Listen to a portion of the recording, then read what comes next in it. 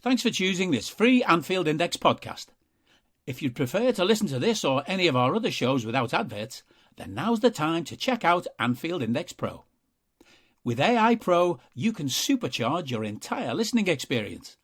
You'll not only get all of our podcasts without the ads, but you'll have them far faster with our quick publish feature available exclusively for subscribers. AI Pro also puts you in the heart of our sound studio, with an option to listen to many of our shows live and interact with the podcasters in real time as the shows are recording. Upgrading couldn't be easier. AI Pro is available on all popular podcast platforms, and we have our own apps for Apple and Android. Just head on over to AnfieldIndexPro.com and get started today.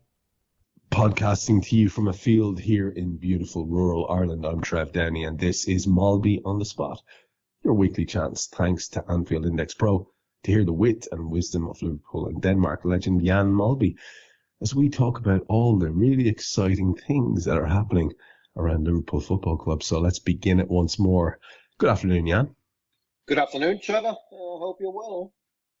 I am, man. As you know, I'm kind of chasing my tail this week a little bit, so we're atypically sort of a little bit straggly this week. All on my plate. So apologies if you're listening and you're expecting the show a day early. That was just not to be helped. But here we are now, and it's not like we don't have a million things to talk about. Listen, man. I mean, where else do you start? Like, Let's just talk about the elephant in the room, which is, of course, the fact that the Reds are now in the Champions League final.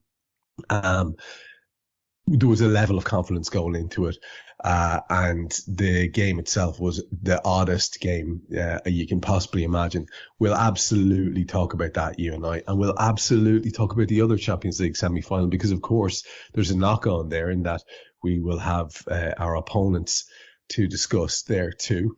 And we can't then do anything else but have a look ahead to the other two targets which remain on the horizon, starting with the league, which is going to be our game tomorrow night against Tottenham. So all on the plate. Let's get into it. We'll start with the semi-final victory for the Reds. Can I ask you a simple question? Did you have a feeling at any point that it could get away from us? Because I had the feeling, I've used this example a couple of times now on different shows and in chats with people. You remember the 1998 World Cup final where Ronaldo came out and he looked like, he was the best player in the world by a mile at that stage. And it looked like, basically looked like a ghost, like a zombie version of himself. Like he was just not at it. He was kind of doped or drugged or something. He just wasn't there. And I felt like our entire team was like that. Thiago couldn't make a pass. Virgil couldn't make a pass.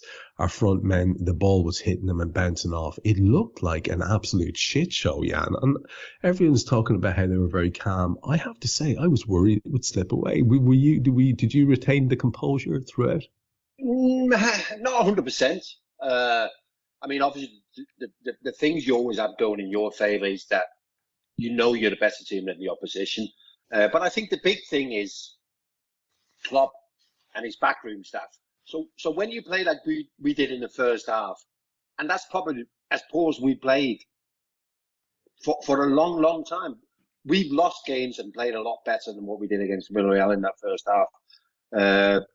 So what I like about Klopp and his backroom staff is that you come into the dressing room after a performance like that, they weren't looking to make a lot of changes. They just pinpointed what the problems were.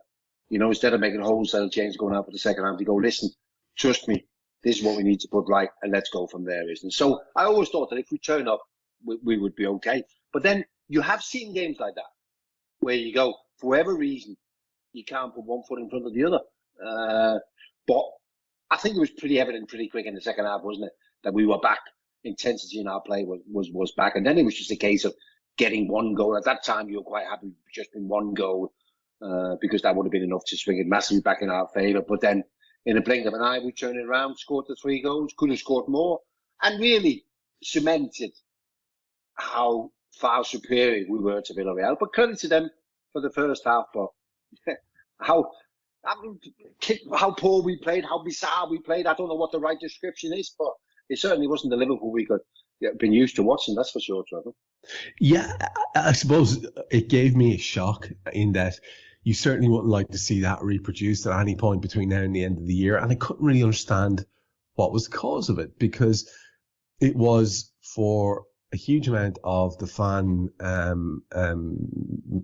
group and base, the midfield that they'd like to see. It was certainly one of our best attacks, and it was a very, very, very excellent backline. And I don't know whether to give Villarreal credit for their incredible pressurizing and energy. They certainly had that. Whether they were really adept at intercepting and reading and harrying us in the way that we normally do to other teams. But the contrast was so stark, Jan, in the second half. I think they had 5 attempts in that first half. So let's put it in perspective. They weren't exactly pummeling us or anything like that. They had, I think, 5 attempts. I don't think we had any. Certainly not on target. And then there was 15 for us in that second half, which is more of a typical Reds ratio. We normally end games with 20-something efforts. That just seems to be what we do. And it's a good metric for dominance, I think. And we were so vastly superior in that second half to what we had been in the first half, yes. But in terms, as you said, the gulf in class was really, really obvious. And we could have, and I like the fact that we kept our foot on their neck and kept going for more and more goals right to the death. And in fact, should have had one at the death through Mo. Maybe it's one of those things that people say, and again, I'd like to hear what you think about this, because this is one of these things that people say who maybe have never really played the game, but people talk about getting a kick in the arse, getting a wake-up call, and maybe kind of getting a shock that sort of jars you back into thinking, okay, we need to be a little bit more on our game. But that, of course, Jan, would suggest, wouldn't it, that they weren't on their game attitudinally. And I don't think there was anything. I'd never, ever fault these guys in terms of their mentality. So I don't know if that really holds true here. You know, is there any benefit to be taken at all from a 45 minutes like that first half? Yeah, possibly. I mean, it is a weapon that the manager can use in the future and go, listen, you know, we don't want to repeat what happened in the first half against Villarreal. But I agree. You know, some people said we didn't turn up because we underestimated. I don't believe that for 1 minute. It was just one of those 45 minutes that you can't predict. You don't see coming. Sometimes as a manager, you can see certain things coming. Even sometimes as a supporter, you can see certain performance coming because you're leading up towards that. But there was absolutely no suggestion anywhere that performance was coming. So it was a surprise for everybody. So I don't think he'll play a big part. I don't think he'll play a big part in anything Klopp does in the future. I don't think he'll keep referring back to Villarreal as being some kind of anything that we can use for anything. I think he'd much rather talk about some of the amazing performances that we've had, isn't it? So this is one of those 45 minutes that goes in the bin, got away with it. But just to say about, you mentioned the fact that we kept acting, but that's what it's a Champions League semi-final after all, isn't it? And if there's an opportunity to win it, you want to win it, you know, because you want to prove to people how good you are. You don't want people to say, oh, well, you know, we couldn't quite do it. You want to show. So there was an opportunity in the second half, not just to get back into the tie, but make sure that we won both games. And the players wanted to do that. They wanted to win both games just to go, listen, you know, well done to Villarreal to getting here, but we're in a different league. And they wanted to show that. And they did that. In the end, there was, you know, there's nobody can be in any doubt, not even Villarreal, you know, and you've seen that at the end, isn't it? They kind of just went, okay, we gave it everything we had. But in the end, we were just overwhelmed. Yeah, well, that's it. I did get the impression from various things that I saw that it was just there was a very mature response from an awful lot of their supporters going, you know, look, these are just better than us, fine, you know, and they seem to be genuinely appreciative of their team as well. You know, their players weren't embarrassed to go and take the lap of honour that was being offered to them, because it is a tremendous achievement. And, you know, we had spoken, you and I, about how Emery was not to be taken lightly, and for a while there they had a very exciting story on their hands. But I think it was just as simple as if we were to start playing our football, they weren't going to be able to live with that. There was a really interesting expression that you used there. That's just 45 minutes. It goes in the bin. And again, from your own experience, that can happen, right? That can happen where it's like, it's not that, lads have not got the right heads on their shoulders, but you've talked about it as well. In fact, I was quoting you during the week to a couple of other people on other shows about how if a situation happens where, right, you're not having your best game, in fact, you might be having a borderline mare of a game, you've always said that what you do in that scenario is you strip everything back and you just make sure you get the next 5-yard pass right, and you just do everything simple and correct. And if you have to continue in that vein for the rest of the game, well, then at least you didn't do anything to fuck anything up, and you were present and you did your job. Is it possible that an elite team like the ones you were part of can have a half or a game, an entire match perhaps, where just you're not at it at all for whatever reason, and you can just go, look, we know what we are. That's not it. Put, as you said, throw that into the bin and let's move the fuck on. Never talk about it again. Is that an option too?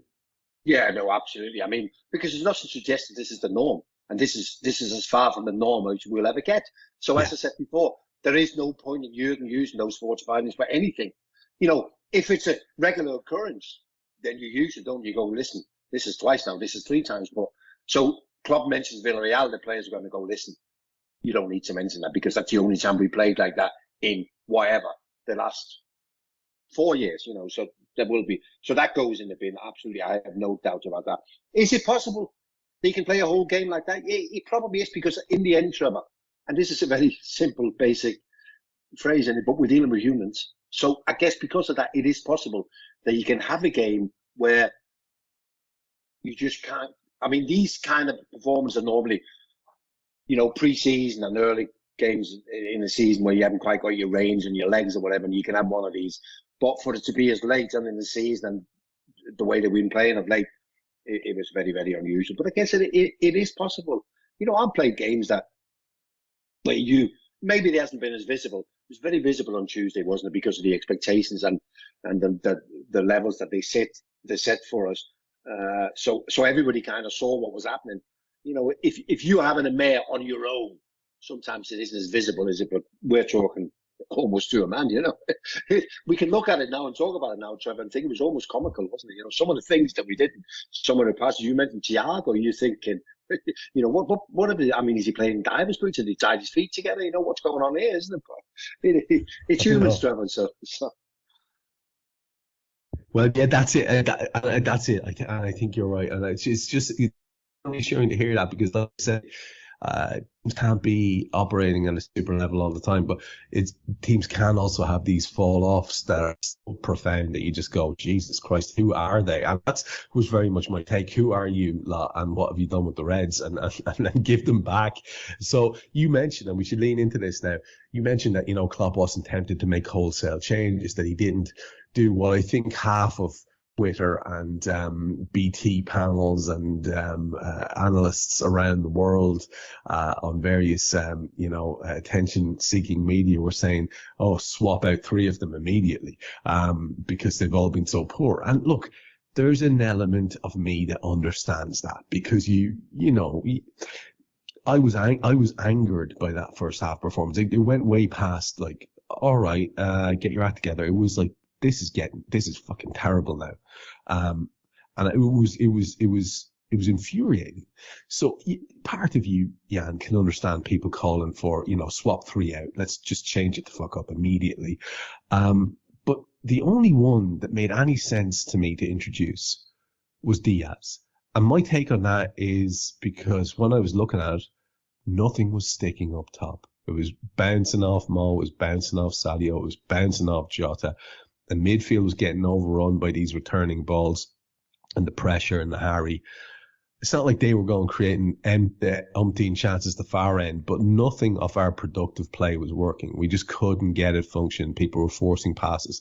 So you needed a merchant with whom the ball would stick. And listen, is there anybody who has embodied that more since signing for the club than Luis Diaz? I honest to God, I think it was only in the last match and match before that I ever saw him give the ball away. He just doesn't lose possession, or if he does, it's very rare, and he always does something progressive. So to me, that was the thing that was jumping out of my mind. Let's get that kid on. And of the three, I suppose Jota had the worst first half, but there wasn't much in it. So that was the one that was jumping out at me. But I think an awful lot of other people would have liked to bring on Henderson as well, because they had this idea that there was a lack of drive, and there was a lack of, the ferocity maybe that the captain can bring or whatever. And even if it was just to be constantly narking at everybody like he does for 90 minutes. What were your thoughts on what needed doing to fix that mess at halftime? Well, I think during the first half, and when things happens, you have a tendency to either under your breath or to shout and go, get him off, make some fucking changes. This is not working. But I felt that as we got to half time, and then instantly when you get to half time, although you're losing 2-0, you sort of calm down a little bit more, isn't it? And then I always think that, we're lucky that we have a manager who makes an impact in that 15 minutes half time. He makes an impact, but also the backroom staff's ability to find out what is wrong. So whereas most people would have probably took off Naby Keita, he went on, no, this is what we need, isn't it? And we needed Luis Diaz because he's totally different to the others that we've got in how that he plays. And I think almost the most impressive thing is that, so when he comes on at half time, we've all gone, yeah, that'll do. It'll change now. And he did. So in that, you expect him to come on and make a difference, and he does, and he transforms the game.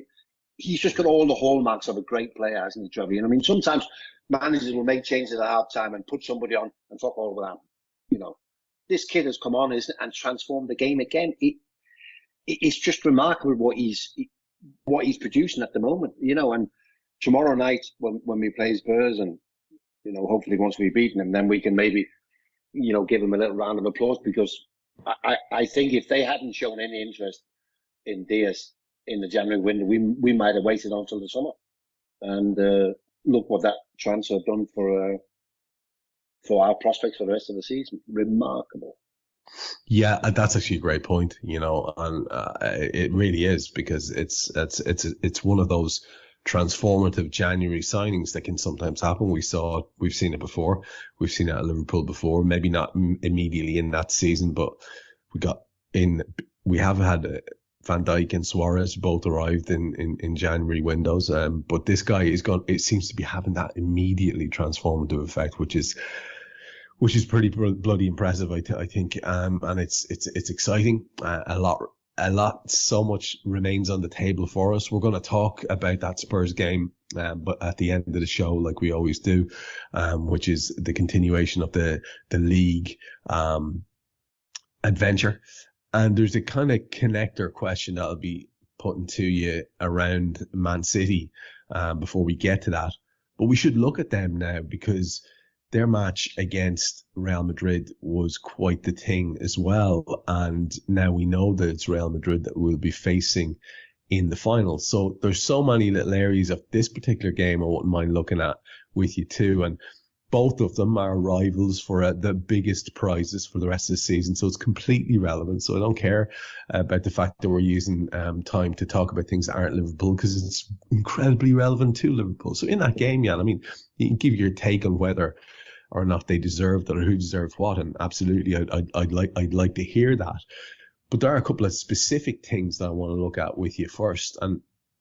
And to focus on Real as our final opponents, I mean, you would say that they were, I think, massively underwhelming. They hadn't had an opportunity on target, not a shot on target until right at the death, where they started scoring goals.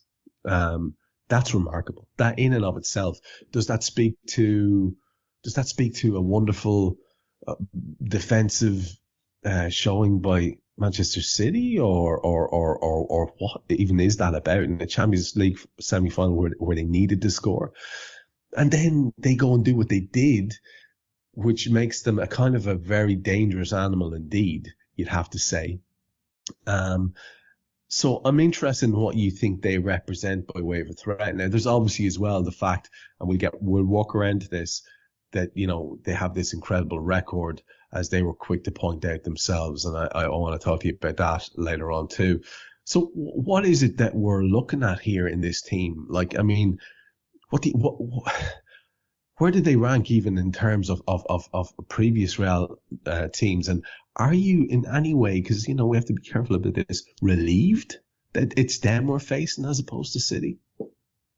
Yeah, if I'm being honest, yeah, I'm a little bit relieved, I think. I think City, over the whole game, 90 minutes, or even over 2 hours with extra time, is a much tougher nut to crack than Real Madrid.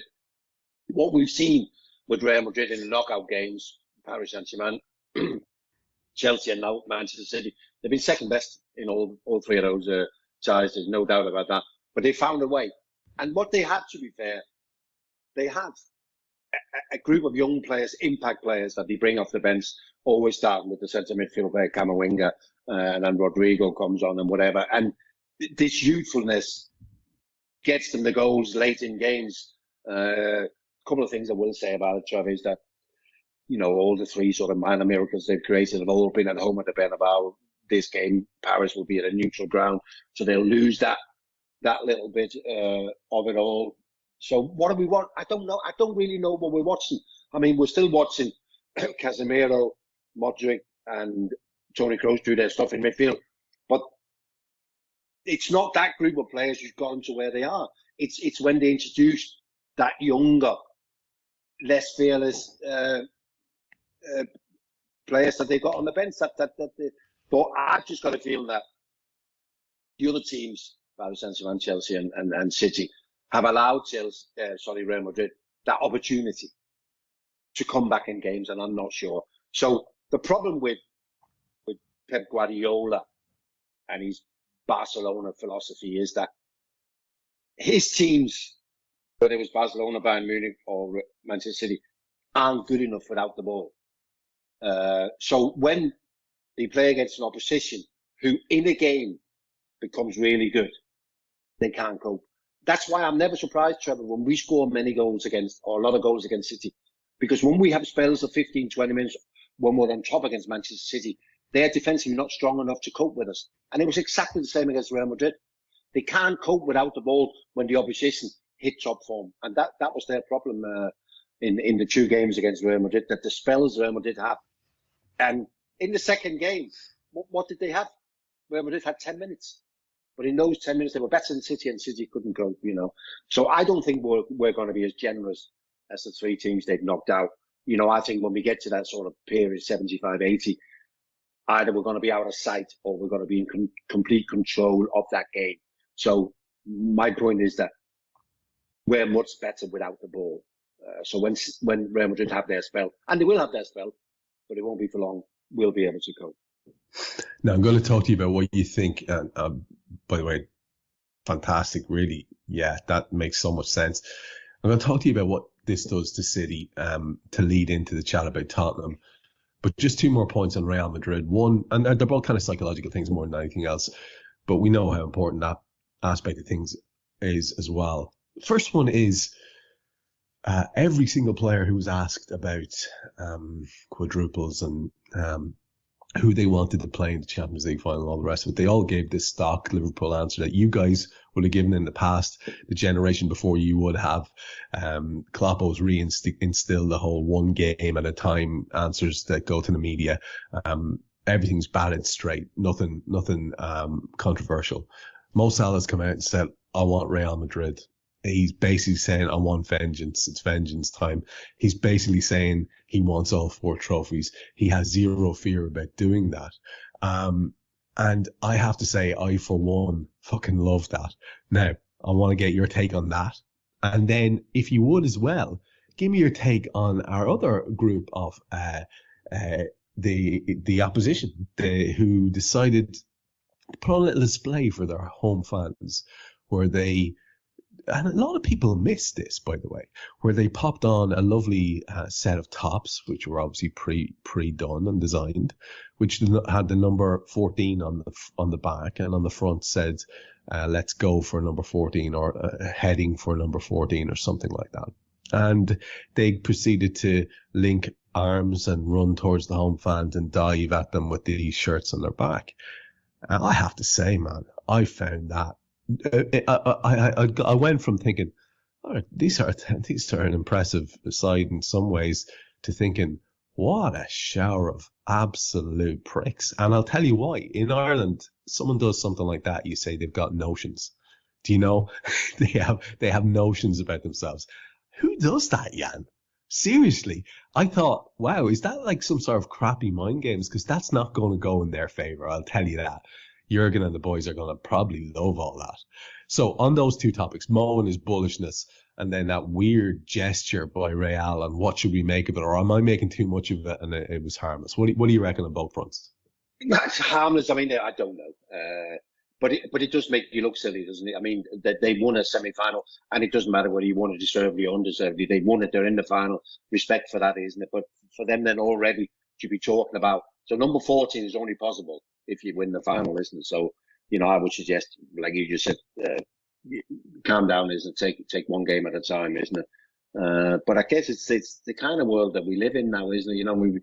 We always got to try and make these big statements, isn't it? But this will come back and haunt them, I have absolutely no doubt. Mo Salah saying that I want to play at Real Madrid for obvious reasons that most people will be aware of, and the fact that, he's gunning for all 4 trophies. I like that. There's nothing wrong with that at all. He's ambitious, but also nobody's going to criticize him really for saying it either, because I think everybody, to a man, it doesn't matter who you support, now believes it's a possibility. You're speaking to, well, there's less and less people who can now find a reason for it not to happen, including myself. When people are saying to me, and I'm going, yeah, but it looks like we'll have to beat Chelsea in the FA Cup final. We might have to beat Manchester City and blah, blah, whatever. But, slowly you're thinking, this is just getting closer and closer and closer. So why shouldn't the players feel exactly the same? Mo knows what we've got. Mo knows what's inside those shirts, isn't it? He firmly believes that the boys are capable of it. As long as we don't produce any more 45 minutes like the one we did in Villarreal, I think we'll be fine. Well, I have to say, I very much like that take, and it brings me back to the defeated semi-finalist Manchester City, and it's linking in the two questions and the topics that we're talking about now, because we know that the Reds have a run-in, which is, I mean, it depends the way you want to look at it. I think it's not exactly an easy run-in at all. There was a lot of talk about how ours was more complicated than City's. We know that we play Spurs, then we have Aston Villa, who City also play. We have Southampton, and we have Wolves. I believe they're the 4. So that is whatever it is, and we can analyse those and talk about those in a minute. We'll have a look at the Spurs game in particular. That's all we're going to look at for now. But City, by contrast, they have on Sunday Newcastle, who we just played. They also have Wolves. They have West Ham, and they also have Villa. Now, the point I'm driving towards here is I saw some sort of gloomy but possibly spot on and realistic fellas saying the same point, which was teams that are as good as Manchester City don't cough up as many opportunities as teams that are not as good as Manchester City. So in other words, the point they were making was, having coughed up a chance to get to a Champions League final, the chance to win a Champions League under Pep Guardiola, they are not going to cough up any further opportunities, and they will see this over the line. That was the implied point in what they were making, and I can see this point. And then I met a load of lads coming in on Thursday morning, a couple of Reds I work with. They're all big optimistic heads in them, saying, "Oh, they're rattled now. This will get to them, and it won't help them with their run-in." So where do you land on that? I mean, is it more likely that they just really button everything down now and just do a dour of making sure they get these points at whatever cost? Or is there a chance now that we've gotten right into their heads and they might sort of cough up everything? So I think the first thing to do, Trevor, is what would we have said if that would have been us? If that would have been us, we'd have coupled off an opportunity to do whatever that might have been, yeah. How would we then viewed our players and looked at our players? You know, and instantly we would have said, yeah, but we trust this group of players. This group of players don't make many mistakes here. So we firmly have to believe that they can do this. They'll be even more determined than ever. You know, and that would be the general feeling about Manchester City. I just have a feeling, Trevor, you know, you said they're rattled. I mean, I think they're frazzled. I'm refusing to believe that the two Atletico Madrid games took its toll, and the two Real Madrid games also took its toll, not in the same way, but because they ended in defeat, isn't so? I think their minds are going to be frazzled, and I don't know. I think so. This game on Sunday against Newcastle at home should be pretty straightforward. I don't know. I'm just not. I'll be very interested. I can't tell you, Trevor. I can't tell you how they're going to play on Sunday, but I'll be watching because I'll be very interested to see what the reaction is. And also, you know, what players are still going to be standing? You know, because that's a big question mark, isn't it? They've got one or two players carrying knocks and whatever. So how many players are going to be standing? I don't know. And the prize that's on offer for them right now, it's not as if you go, you know, we saw when we won the first Premier League title, what that meant, isn't it? But these guys have won 3 of the last 4, haven't they? So I don't know. I think Sunday is a hurdle for them to overcome. You know, I don't think it's going to be as straightforward as people think. You're right. It's one of those ones now that whether I want to or not, and I normally don't, I'll be watching with a morbid fascination. It would be one of those though. If they get a goal early, I will probably switch it off. And you know, the thing is, I think that's probably the most interesting point. Is the contrast in both things you're saying. That if it was us, you'd say right, they'll regroup. They're too good not to, which is leaning towards that first point I was making. And then there is the real possibility that, you know, they are a little bit damaged by everything that's happened this year psychologically, and that could be very, very interesting to see how that might play out too. And look, the point is, it'll all be probably redundant if we don't beat Tottenham tomorrow night. A very weird nighttime 7:45 Saturday night kickoff. Very unusual thing, but here it is. This is the price of success, I guess. You got to fit games in when you can fit them in. And with their two very, very impressive attackers, Kane and Son, in excellent form, their new signing, or comparatively new signing, tearing up trees as well. Apparently, I haven't seen as much of them as I'd like.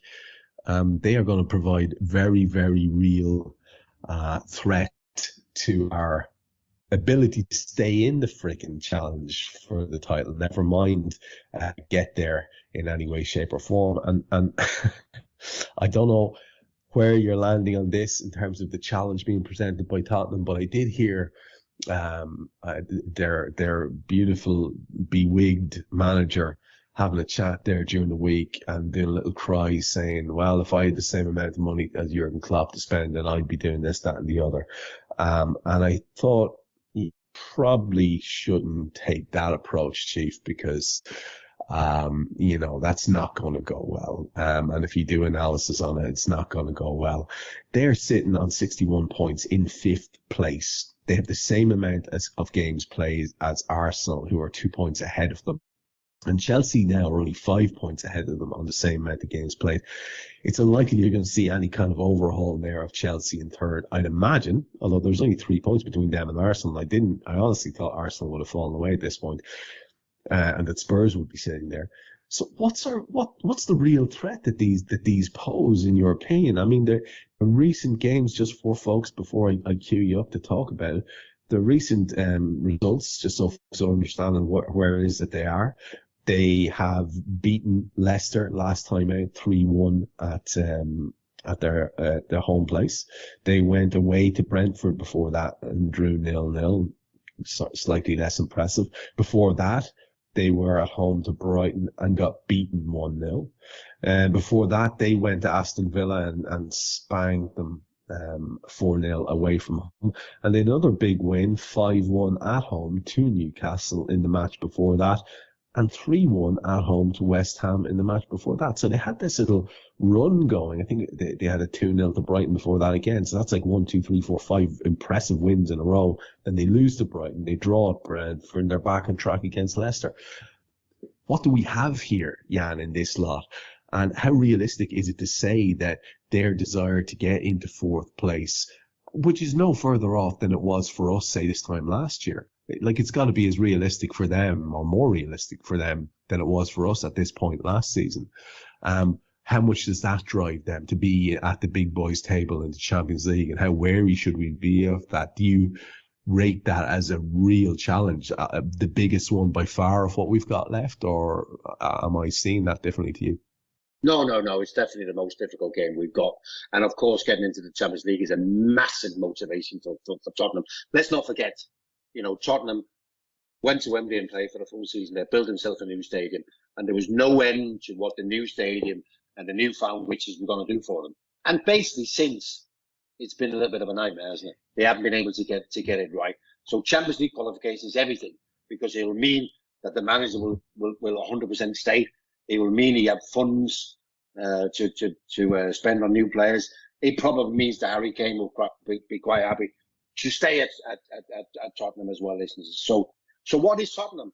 I mean, they got a manager who's very clear in the way that he wants to play, and he gets the message across very well to his players. So none of those Spurs players are in any doubt how the system should be played.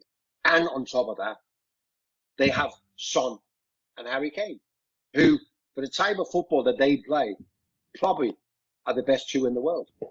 Son runs into the space, Harry Kane drops deep, unbelievable passing range. So they're a real handful. I was at the Etihad the other week when they won 3-2, and they were very impressive. Had the ball 25%, but they don't need a lot of the ball to be able to show what they're capable of. So there will be moments, and we won't change the way we play. We'll still turn up with our high defensive line, which I don't have a problem with, but they might be able to breach it once or twice. I mean, Son, in his last 8 games against City and Liverpool, have scored 5 times. So that gives you an indication of, even against the best teams, he's always there or thereabouts. So Son and Kane is a worry. But then you look at the rest of the team. 3 centre-halves. Romero potentially looks a very good player, but I think we can still rattle him. He's relatively new to the Premier League. I still think we can rattle him. Eric Dyer, Ben Davies, we've seen them before. I'm not convinced that the 2 wing-backs, Emerson Royal and Session or Reguilon, whoever plays on left, are defensively strong enough. They've got 2 good sitting midfield players, Pierre-Emile Højbjerg and Betancourt. And Kulusevski, to be fair, have done well, isn't it? But let's not get clouded by the fact that Harry Kane and Son are exceptional. The rest of the team is just above being average, you know what I mean? So,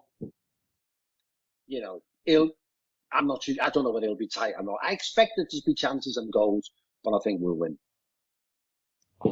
Well, let's put exactly that thought to the test, because we do have this game against Tottenham coming up, and I want to just double check, because I might as well, we better get this right. We will talk again before the Cup final, won't we? Yes, we will. I would definitely talk again. Trevor. Hopefully next Wednesday. Yes, after the Villa game. After the Villa game, so we obviously would have been nice if we could do Villa, but it's just too much and too far in the distance. I will say one thing on that. I was interested to watch Stevie and watch him talk in such glowing terms at an Aston Villa press conference about how great it was that Liverpool were doing well. So he also said we have a little say in the league too, meaning the games against us and against City. So, I mean, if ever, it would be lovely to see a fella doing a favour for us. It would be nice if he and his team went AWOL and showed up just for the City game. But Steve's too professional, I think, to do anything like that. So we'll just have to see how that one goes, Jan. But we do have this Spurs game coming up, and it is in the near future. And this show will only be out in about a day before it happens. So let's get our prediction in for that to finish off the show. Liverpool against Tottenham at Anfield. How do you see that one going? Well, as I said before, we'll win the game because we've got much better players than them. But, you know, to be fair, things that are working their way, the system and their goalkeeper, Hugo Lloris, has found some form of late, and we've got Kane and so on. And so I'm tempted to kind of go 4-2 or 4-1. I'm more likely to think it might be 4-2. I've just got this feeling that there might be goals in this one. I mean, you know, for the people turning up at the stadium, it's not an ideal kick-off time. But there's no doubt that Anfield will be absolutely rocking. It'll be a special occasion. So, yeah, I'm going to settle on Liverpool 4, Tottenham 2. Which, whether you like it or not, if we could get anything resembling that, would leave us right back in the chat for the title until the death, which is where we want to be, to have the opportunity of saying we could be the 4 trophy Reds as long as the season will allow us to.